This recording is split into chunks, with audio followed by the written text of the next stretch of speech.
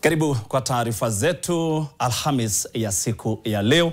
Upande mwingine wa studio ni Daudi Agondoa. Tuanze taarifa hizi. Mwenyekiti wa chama cha KANU Gideon Moi amejiondoa rasmi kwenye kinyang'anyiro cha kiti cha useneta Baringo na badala yake sasa atamuunga mkono mgombeaji wa chama tawala cha UDA Vincent Chemitel. Sasa uamuzi wa Gideon Moi unajiri dakika za mwisho siku moja tu baada ya kukutana na kufanya majadiliano na Rais William Ruto katika ikulu hapa jijini Nairobi. Kabla ya kujiuzulu kinyang'anyironi, seneta huyo wa zamani wa Baringo alikuwa amewaandaa baadhi ya wafuasi wake waliojitokeza katika barabara na kuelekea afisi za tume ya IEBC mjini Cabinet, huku wakimsubiri mchana kutwa afiki na shughuli ya kuidhinishwa na tume ya uchaguzi kwa mgombeaji. Badala yake, mwaniaji wa UDA Vincent Chemitel aliyefika katika dakika chache kabla ya saa 11 jioni kuidhinishwa kabla ya shughuli hiyo kukamilika rasmi. Uchaguzi huo mdogo utafanyika tarehe 27 Novemba kufuatia kifo cha William Cheptume mwezi Februari mwaka huu.